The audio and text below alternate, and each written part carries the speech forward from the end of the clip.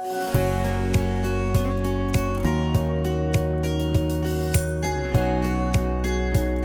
my great pleasure to introduce Dr. John Swinton as our seminar speaker for today. Dr. Swinton is Chair in Divinity and Religious Studies at the University of Aberdeen, an ordained minister in the Church of Scotland, and one of the world's foremost voices in theological engagement with disability and mental health. He has a number of books that I would strongly recommend, including Resurrecting the Person, Friendship and the Care of People with Mental Health Problems, Raging with Compassion, Pastoral Responses to the Problem of Evil, Dementia, Living in the Memories of God, and most recently, Finding Jesus in the Storm, the Spiritual Lives of Christians with Mental Health Challenges, which will be a major focus of his talk today.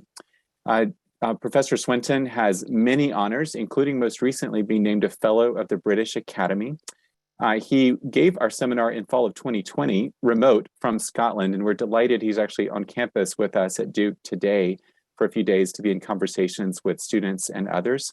And I want to welcome you, John, back to Duke and back to the TNC seminar to present a talk entitled, Can a Pill Do What the Holy Spirit Could Not? Psychiatric Medication, Personhood, and Living Faithfully with Mental Health Challenges.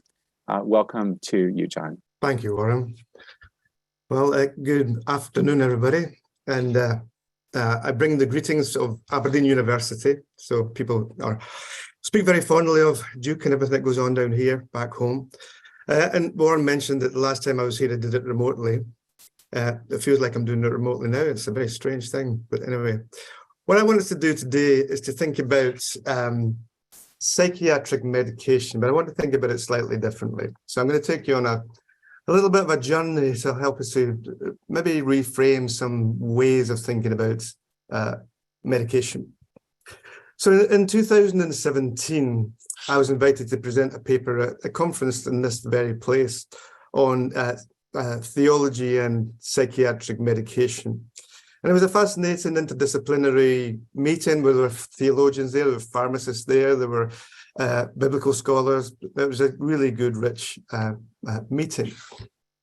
At one point in the presentation, I shared the following abstract from a piece of qualitative research that I did a few years ago, exploring the experience of one young man whose name was Robert, who had a particularly interesting relationship with medication. So Robert lived with double depression, which means that it's a relatively new diagnosis within which, even when he's well, he kind of struggles and functions at the way that many people would assume someone who was clinically depressed works at. And of course, when he goes down into real depths. And he talks about his experiences having 3 levels. When he's at level 1, there's no problem. He feels down, but at the same time, he's able to carry out his normal spiritual practices. So he can pray and read the Bible and do the things that people normally do to enhance their spirituality. When he goes into level 2, it becomes more difficult because he becomes a little bit cognitively disoriented. He has difficulty concentrating, but he says, I can still read the Psalms and Laments, which was very important for him in terms of developing his spirituality within his experience. But when he gets into level 3, that's when he has difficulties. And he says this, well, I say this to begin with, John Swinton, and what about when you are in the lower third? Is there anything that you can do there when you're really at the bottom? And Robert says, drugs. And by that, he means psychiatric medication. Yeah, literally, when I'm there, I'm in it's a scary place.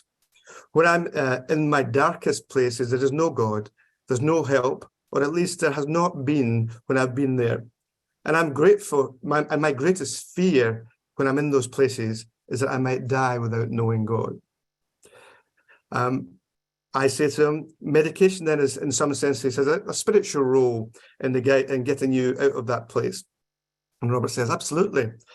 He says, only because, well, how can I put this? I need a good metaphor for it. It's like, as a Christian, I'm supposed to climb a ladder, and I can look down this long wall, and there's 1,000 other Christians climbing the same ladder. That's their spiritual effort, their journey, their direction. and I can't climb it. I can't get onto that first realm.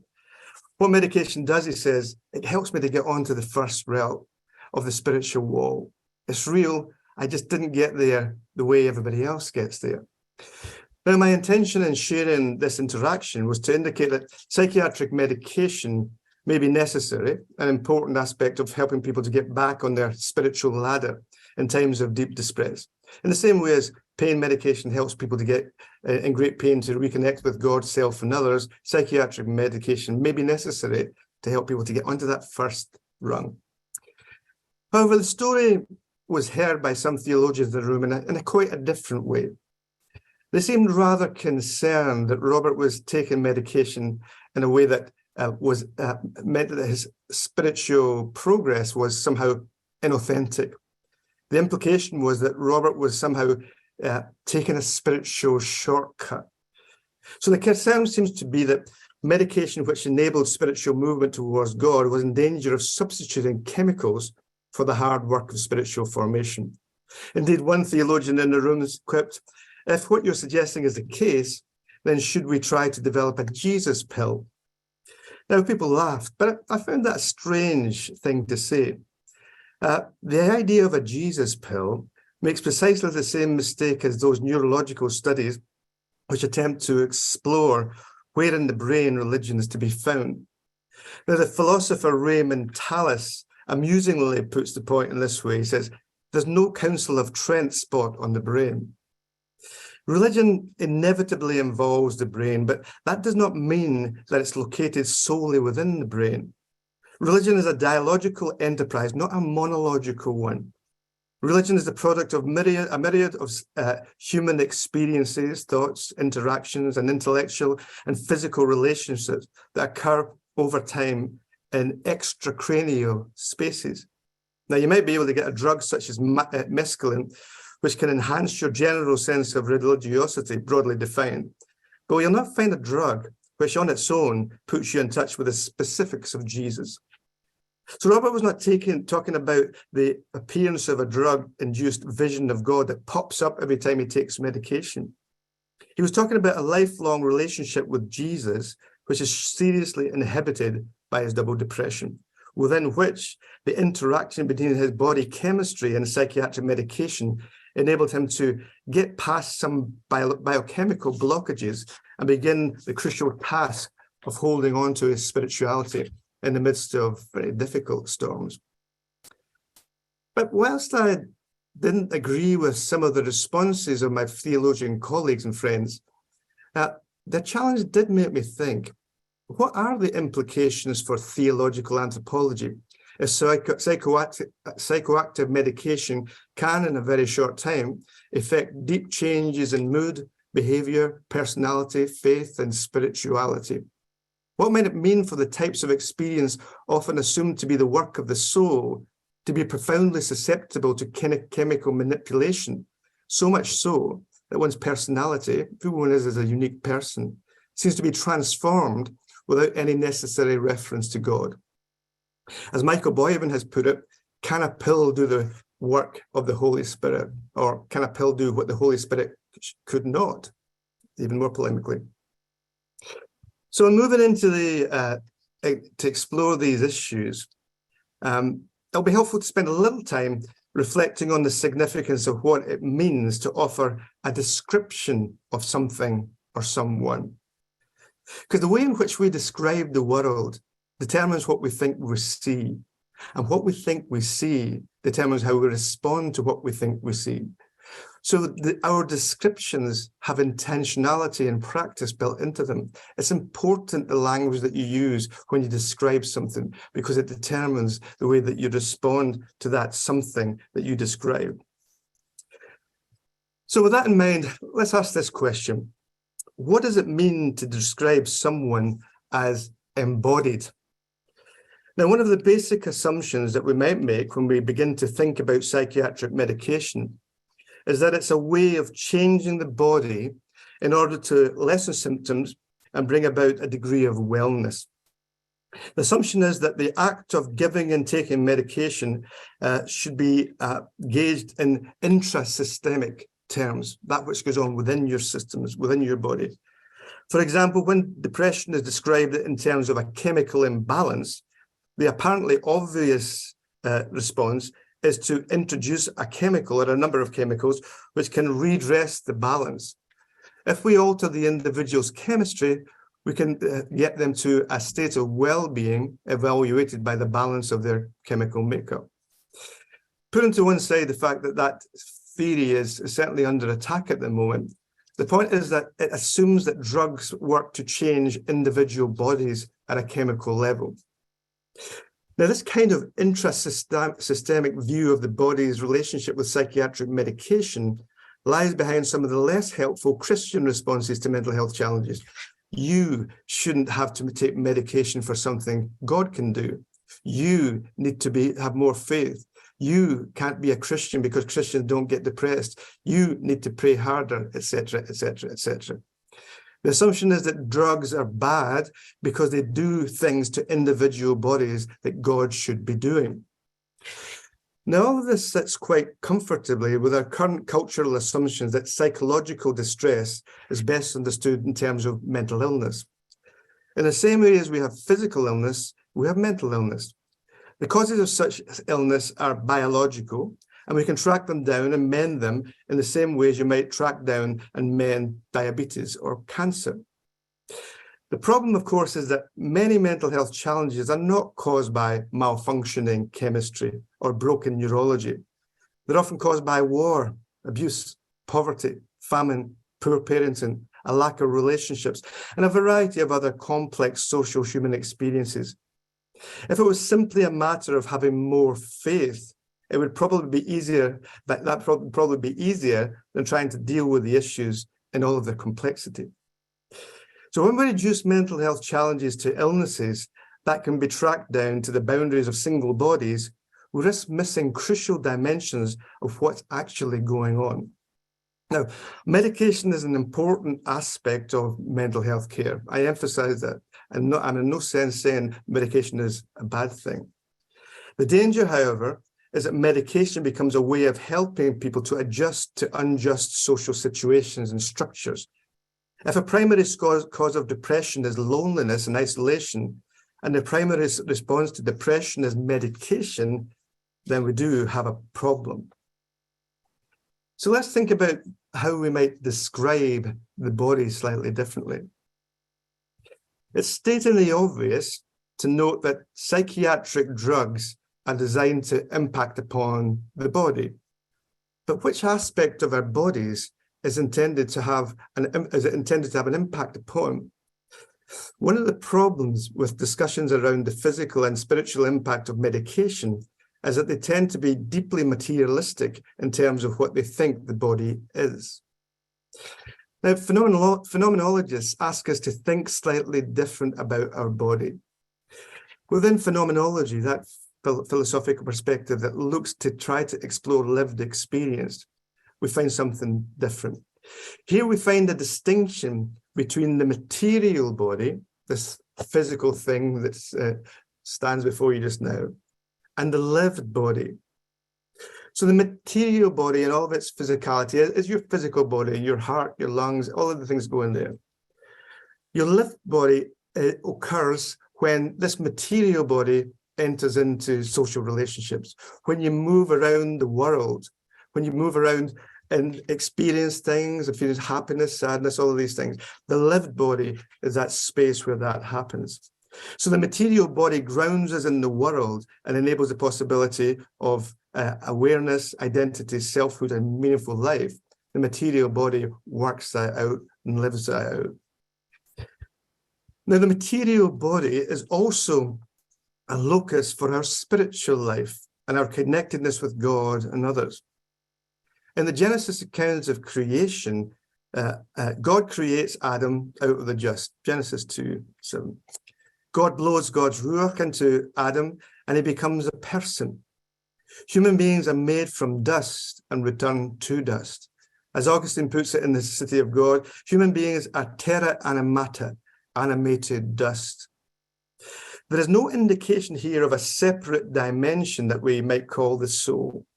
Body, mind, and soul is inextricably interconnected. What happens in one realm impacts upon all realms. We are our bodies as we are our souls. It's also worth noting that this physical material body was incomplete without a partner. It's not good that human beings should be alone, Genesis 2:18. We are embodied and relational right from the start. The material body is both soulful and relational. Nevertheless, when it comes to conversations around psychopharmacology, this soulful dimension of the body is rarely discussed.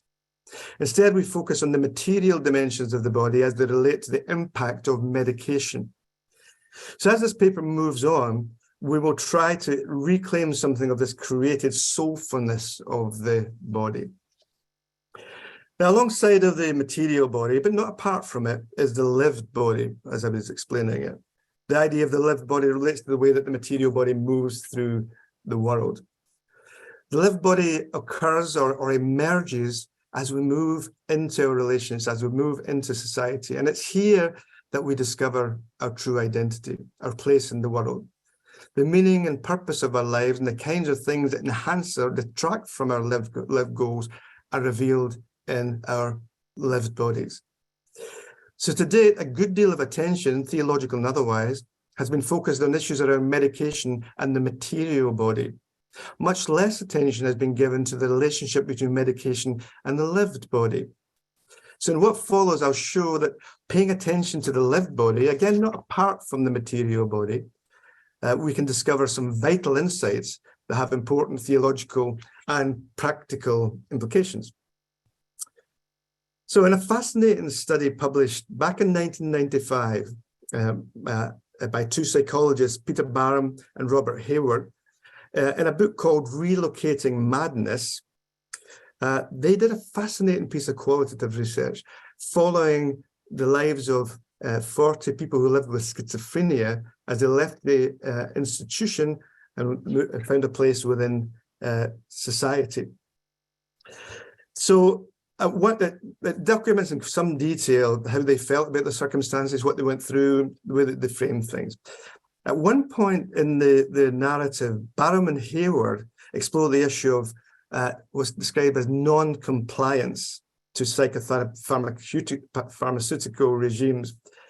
So it's a known phenomenon that when some people with mental health challenges move into the community, they sometimes stop taking their medication. This is described as non-compliance.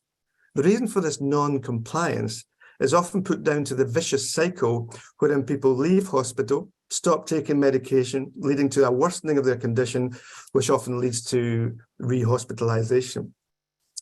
When they stop taking medications, they lose insight, which leads to non-compliance, or so the theory goes. So it's assumed that the problem lies in the biological nature of the person's mental illness. The description of non-compliance makes sense in terms of one's assumption about the material body and what one might presume that medication is doing to and for the individual, or not doing to and for the individual.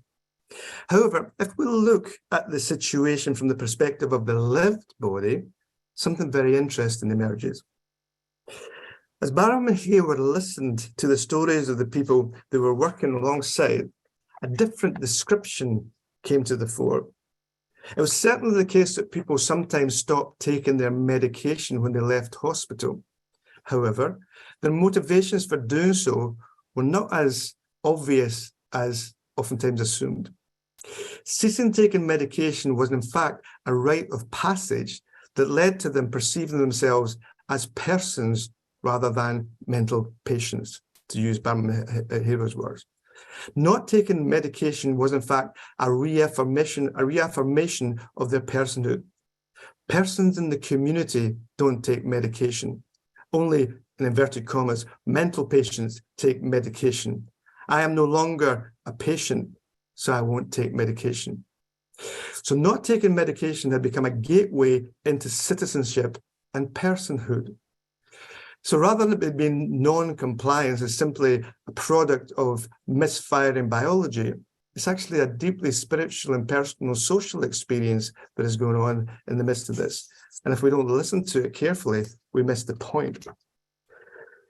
So the point here is not that medication is bad and people should stop taking it. I emphasize that medication properly prescribed and administered can be a positive and indeed, as we should see, perhaps a spiritual thing. The point here is that we have a group of people whose personhood is threatened by the thought of living lives that are stigmatized and isolated, and within which usual sources for reinforcing personhood, such as friendship, community, work, are not available. So the act of stopping taking medication functions here as a means of taking control and a statement of what they consider to be important in terms of maintaining their personhood. At one level, the action of taking medication is a technical pharmacological endeavor aimed at making changes to the material body.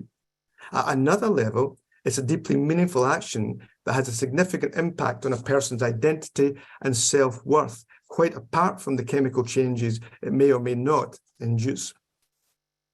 So taking medication is a deeply meaningful action that impacts upon people's identity, their personhood, well beyond the parameters of what the drug may be doing in chemical terms to the material body. So prescribing medication without recognizing this lived dimension risks engaging in actions which profoundly impact a person's personhood, sometimes profoundly negatively. So with these thoughts in mind, let's think about what a theological description of the body might look like. So we looked at the two dimensions of the body, the material body and the lived dimension. And there's a third dimension, which is the theological body, if you like. And it's no less crucial. So we have begun something of that conversation already with our reflections on the Genesis account of creation. Now we need to turn to the New Testament and look at how Paul conceptualizes the body. Paul's theology of the body has important implications for our developing understanding of the spiritual dimensions of psychopharmacological intervention. In her important and very interesting paper, Bodies, Agency and the Relational Self, a Pauline account to the approach to the goals and use of psychiatric drugs, the New Testament scholar Susan Eastman discusses the implication of Paul's theology of the body for the use of psychopharmacology. For Paul, Eastman argues, participation is central to understanding the body. She says this. She says, Paul views the body as a mode of participation in larger relational matrices in both vulnerable and vital ways. He thus sees the self as constituted relationally rather than as fundamentally isolated and self-determining. Such an understanding of personhood yields an account of human agency as co-constituted and freedom as interpersonally mediated and sustained. So bodies are never to be understood on their own. They're always bodies in relationship. Counter to the idea that we are discrete individuals who reside within our own bodies, quite apart from the bodies of others, Paul informs us that we are who we are, and we do what we do as we participate with others in outward spirals of relationality. The body is not an enclosed unit, but rather a relational entity that constantly seeks to bridge the gap between itself and the bodies of others. As Eastman puts it this way, she says, it's as if physical bodies were bridges rather than barriers. And I really like that. As if physical bodies were bridges rather than barriers, making human creatures into participatory beings, not autonomous, not isolated, but connected to larger bodies. The self emerges from participation in ever-expanding relational matrices. It is as we participate in relationships with others that we discover ourselves in this understanding. We are both independent and dependent. Again, to quote Eastman, she says this, we are interdependent selves, not fully absorbed into a communal identity, but also never fully self-reliant and self-contained. From a Pauline perspective on human freedom, agency, and well-being, therefore, the goal is always life-giving connection, not discrete, self-directed, and self-sufficient individualism. Indeed, from Paul's perspective, the claim to be completely self-sufficient, freestanding, isolated persons would be a lethal delusion. So embodiment is fundamental to personhood now and also in the life to come, because Paul is very clear that we will be embodied creatures in the afterlife as well as now. So there can be no separation between our personhood and our physical embodied existence.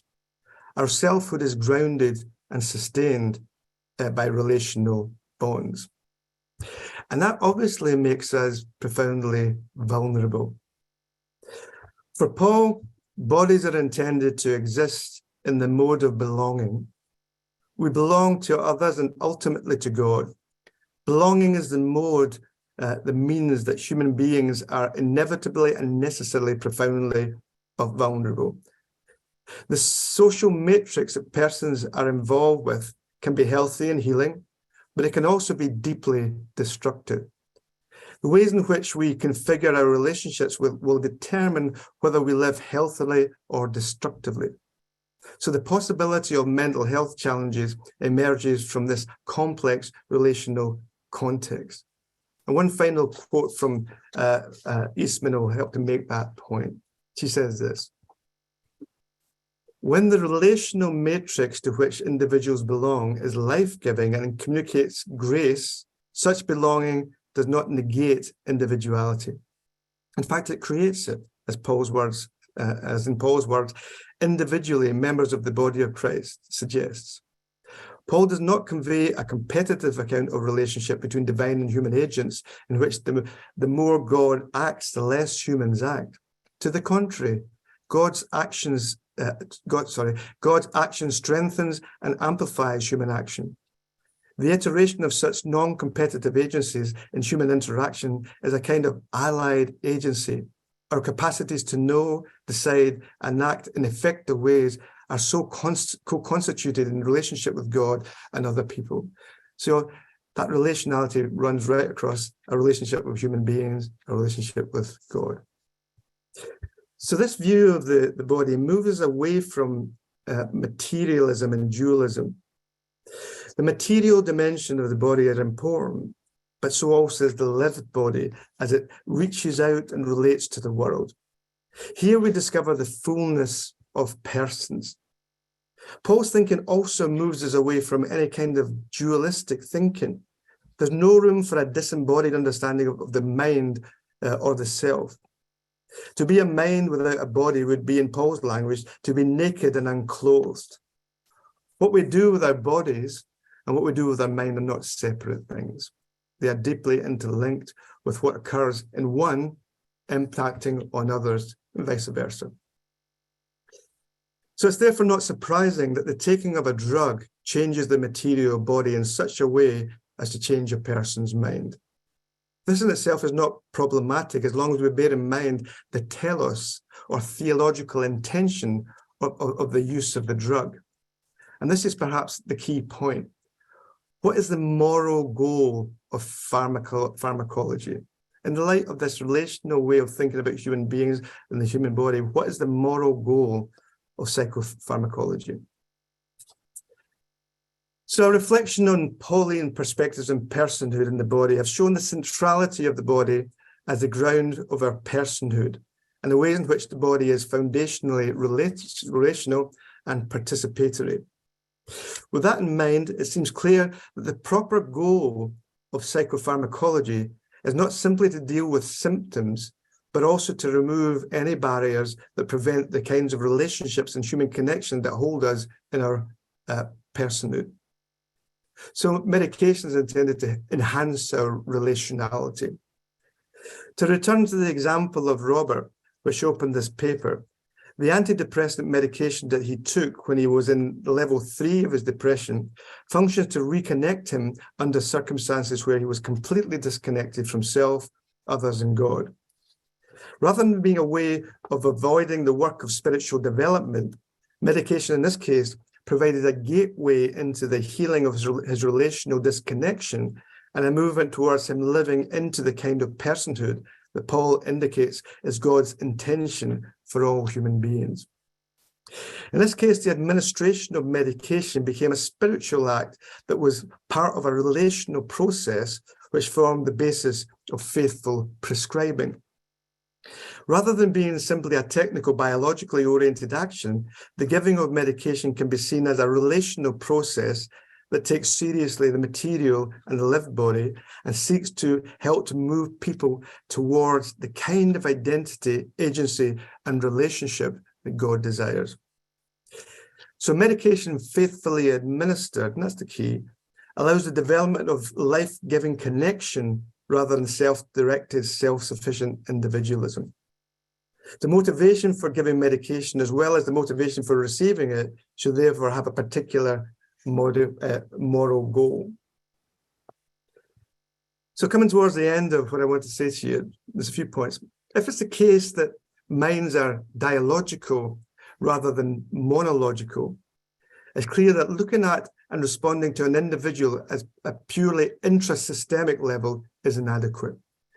The question asked by prescribers cannot simply be, does this medication work? If the definition of what work means is not clear, does work mean controlling symptoms? Does work mean making life easier for the individual? Does work mean making life easier for families? Does work mean making life easier for society? What do we mean when we say that a drug works? Or does work mean helping the individual to negotiate their relational connectedness in ways that bring about life in all of its fullness? Whilst all of these aspects of work may be important, the latter seems to be the overarching priority, with the proviso that gives the other forms of work their telos and goal.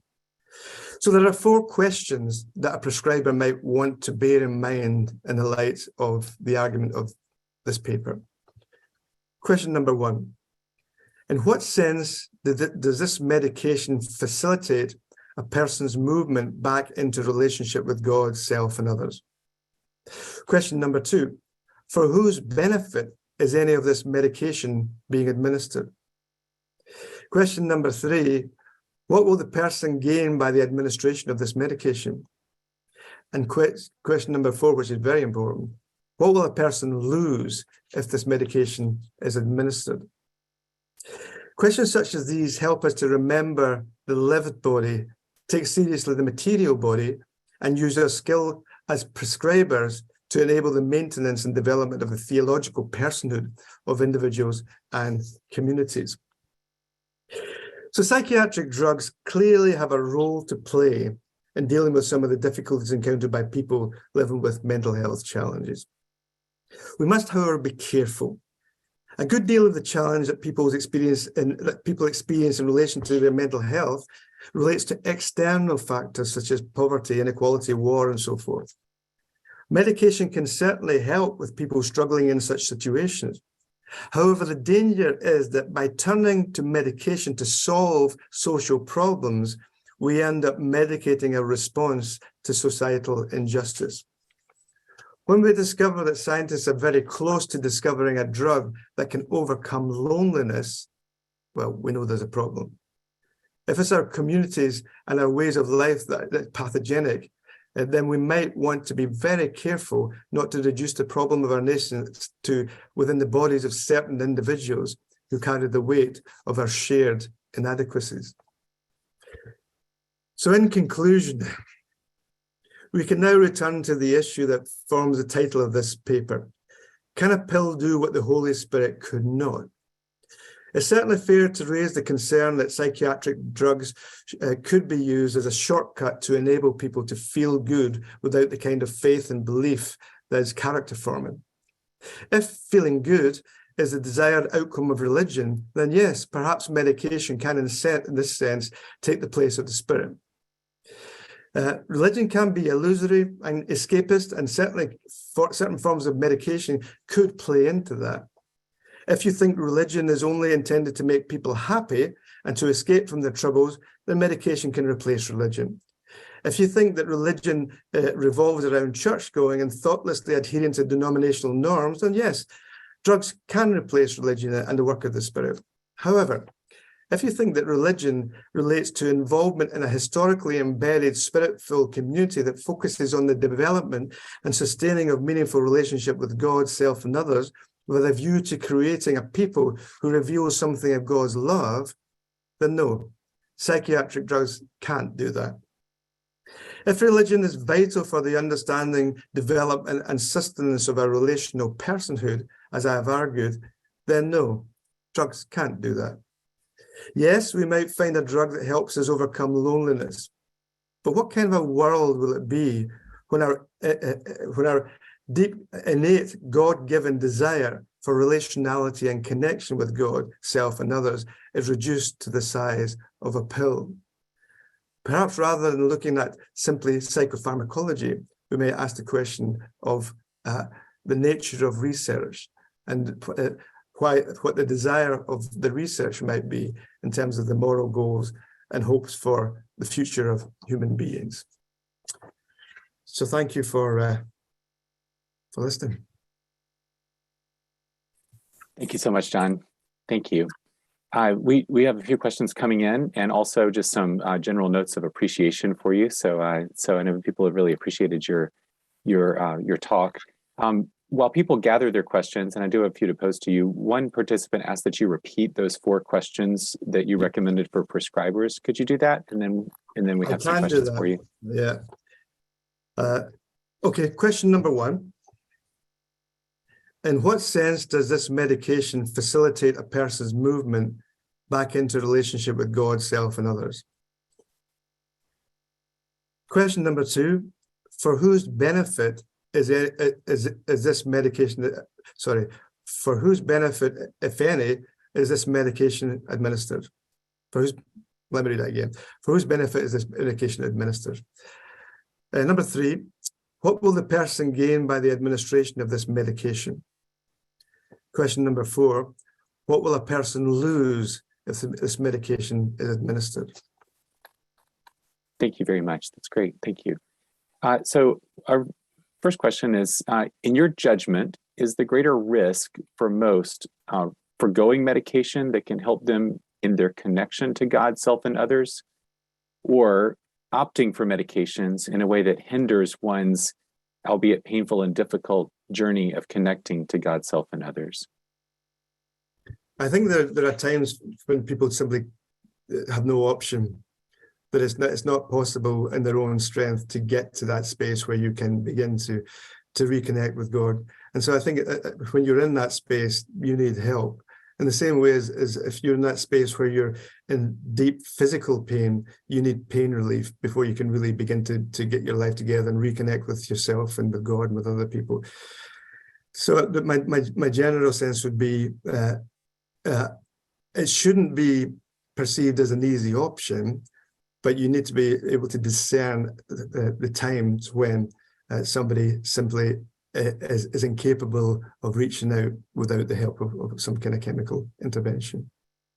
Thank you. We have more questions coming in, but I want to press you on a couple of specific contexts that are, one of which is faced very commonly by prescribers, at least in the United States, and another of which is very much on the horizon everywhere, I think. But I'll engage them differently. So how would this distinction that you've made between the material body, the lived body, the theological body apply in the particular context where there was a recent headline that the supply chain of Adderall, which is a common stimulant used for attention deficit hyperactivity disorder in both children, but also now increasingly in adults, is actually a lot of pharmacies are having supply shortages because of increasing demand in the United States. And so psychiatrists and primary care practitioners and other prescribing clinicians are facing a lot more requests, especially by adults, for stimulants and for evaluations for attention deficit hyperactivity disorder than was the case several years ago. And this seems to have escalated during the pandemic. On one hand, ADHD is a condition that is treated, and in the more recent updated criteria of the DSM became easier to diagnose in adults. On the other hand, a lot of people have suggested that what this is in part a phenomenon where people are feeling increasingly distracted, and our attention is and stressed, and our attention is captured and in by a lot of different social forces, including social media and just the general pace of everyday life. So if someone were to come to a practitioner and were to be somebody who maybe historically didn't have a diagnosis of ADHD, but in mid-adulthood is having a lot of trouble just organizing experience, keeping up with experience, concentrating on tasks, feeling alert during the day, how would this system apply in that context? Well, I think that there's two aspects I would want to think about that. First of all, the temptation in that situation. Well, as you've articulated really well, that certain conditions come and go in the eye of the public. And so something like back home, we have a similar situation with dyslexia. So there's some interesting studies that indicate that dyslexia is a diagnosis that middle-class families really want to have placed upon their children if they're not doing well, because it means they're not just not doing well, and dyslexia destigmatizes the fact that they're not going well. So there's that social push to have that particular diagnosis. And it's partly to do with the internet. So when a diagnosis like ADHD becomes public knowledge, and when it becomes a mode of explanation, which a layperson picks up, then they will go to your doctor already primed with what they think is wrong with them. The thing the doctor then has to do is discern, do I go with the pressure from the individual who makes claim, for example, that it's their right to have this particular diagnosis, and then from there the right to have the appropriate medication, or do I explore it from a different perspective? And so my sense would be in that situation, the kind of questions we're talking about there, you would want to explore their experience more fully to begin to explore whether or not what the relational dynamics of that look like, whether there's a spiritual dynamic in the midst of that, and whether or not they're seeking this particular diagnosis has a deeper meaning than it may just initially appear to be. So I'm not a clinician, so I can step back from that. But I think I would want to explore all of these dynamics, where the pressure comes from, how the person understands that, why they want that, and what the alternatives are. And then from there, I begin to think about what that means at a biochemical level, and whether or not it's possible to test to explore precisely whether that diagnosis is appropriate. So I'd want to have the alternative way of exploring from a slightly different perspective. Okay, thank you. Thanks. Our next question, this participant says, as an African-American who has been a member of diverse church communities, but primarily African-American, mental health care is not heartily embraced, whether it's counseling or medication. The idea is indeed that there's nothing that meds or counseling can do that God cannot do. What advice do you have to help break the resistance and remove the stigma for this community? Well, the way I think about that is that, well, two things I would say. One, I suspect that within that community, like many other communities that think that way, that wouldn't necessarily be the case for physical illness. I mean, I don't know the community, so I don't know. So if somebody breaks their leg, it'd be unlikely that the church gathers around and just prays. So that they would call medical help, and they would do other things. And so there is a dualism built into some kinds of theology that indicates that what goes on in your mind is problematic, and what goes on in your body just gets fixed in the same way as you would fix anything else. And it's that dualism I think is tricky, because it comes from a cultural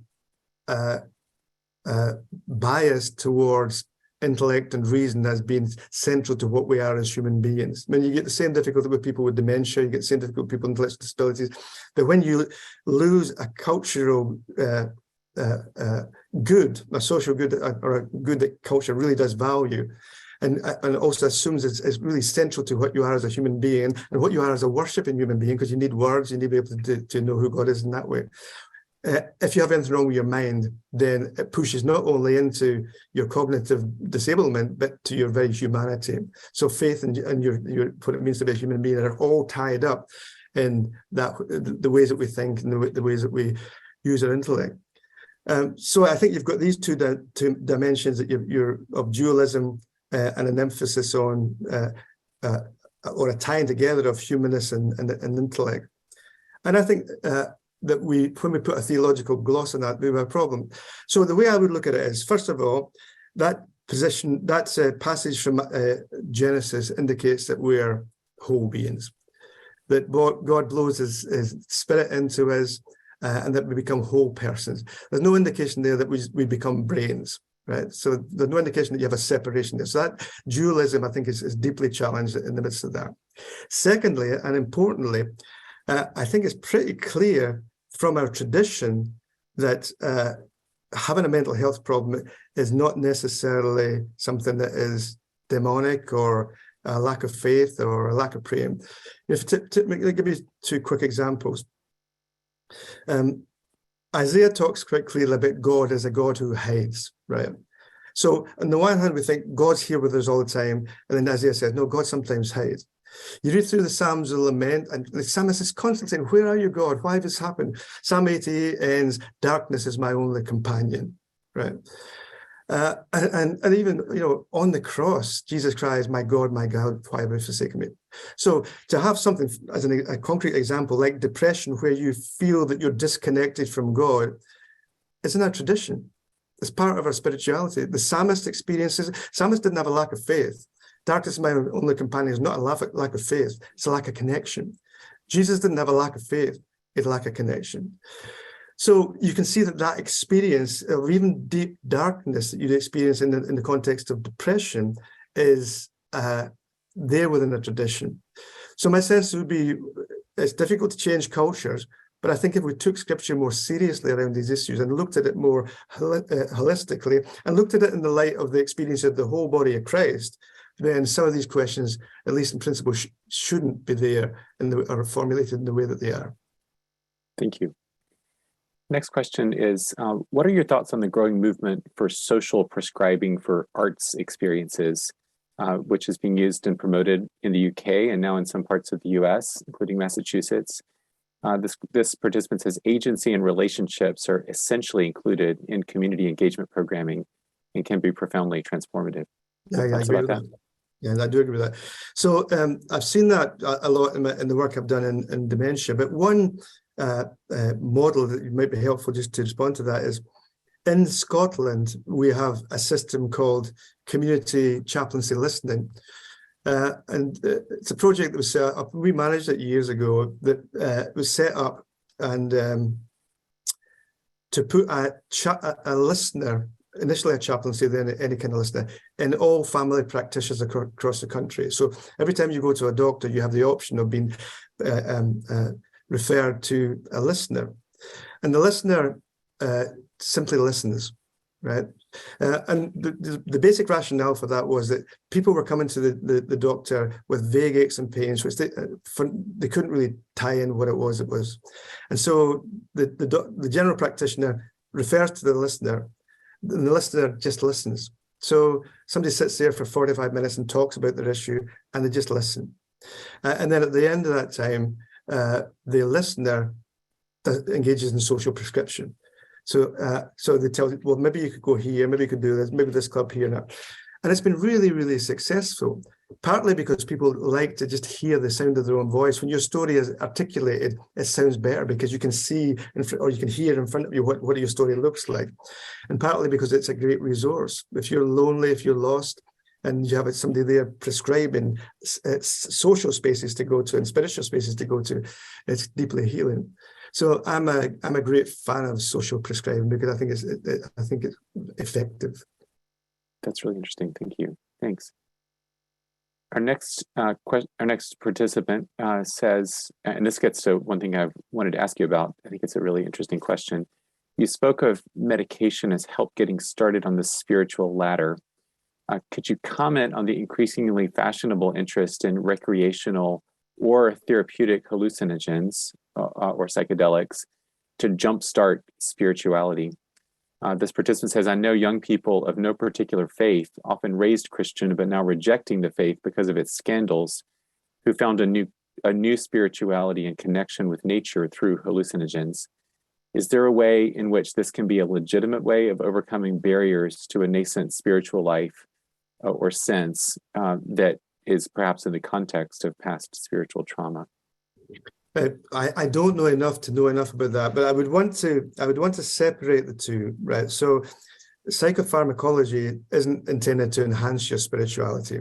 It's simply intended to help you to deal with very difficult symptoms that are preventing you from relating to yourself and God and others, which is slightly different from feeling disenfranchised and needing to find a way to kickstart your spirituality.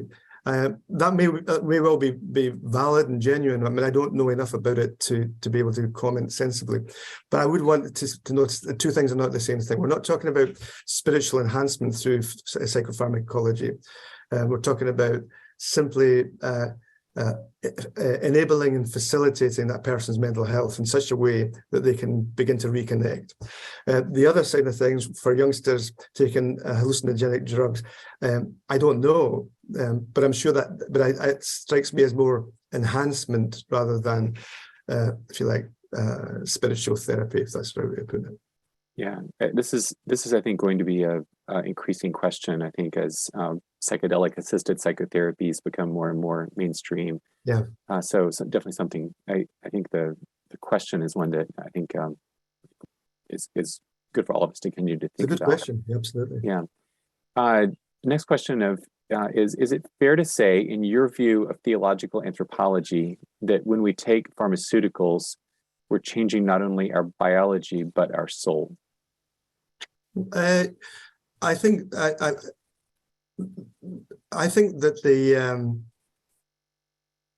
to go back to that understanding of a human being as interconnected that we see in Genesis, I think that I wouldn't separate your biology from your soul in that sense. And so I think we are ensouled beings rather than separate and say that this chemical impacts on this part of the soul.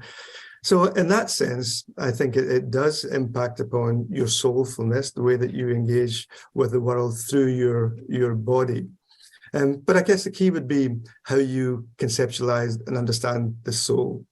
And that's for another conversation. So if you understand the soul as something that's apart from the body, that is kind of immutable or at least unreachable to biochemical intervention, then that'd be something different, slightly different conversation. So my sense is if we're in soul bodies, then to some extent it impacts upon our soulfulness in that way. But the fact that happens, and that I often think, when Jesus healing miracles are basically biological. I mean, he not saying he does the same thing as a psychopharmacological drug, but he does bring about chemical changes in and through his miraculous power. So the fact that we're talking about drugs doing something in the process of healing does have a precedent, even if that precedent is radically different from what we're talking about. Thank you. I think this is going to be our last question. This participant says, as an educator and clinician in clinical mental health counseling, I'm aware of both the push and nudge toward and away from, including theological dimensions within the professional counseling paradigm. Mm-hmm. What recommendations would you have for counseling professionals regarding ways to include theological perspectives in process? Specifically, what language, like which specific words would you use? And this participant also says, express our gratitude to Dr. Swinton for this talk. No, that's kind of them. Well, in the UK, the way that actually everywhere to some extent, the way that people have dealt with that is by shifting the language from theology to spirituality.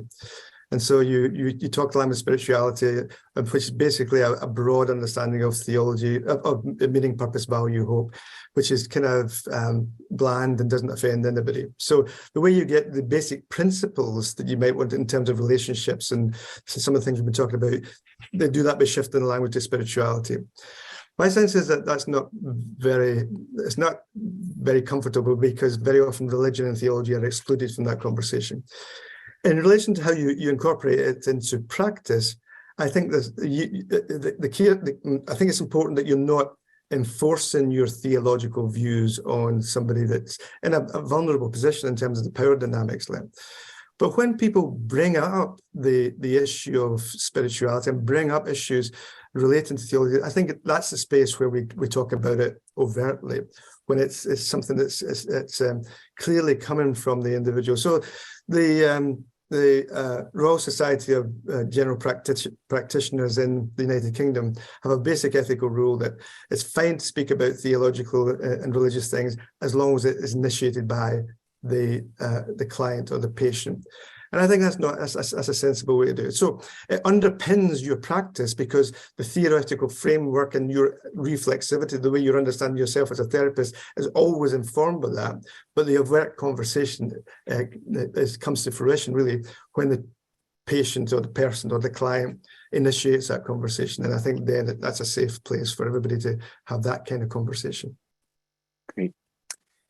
John, thank you so much for being with us. Really appreciate you joining us today.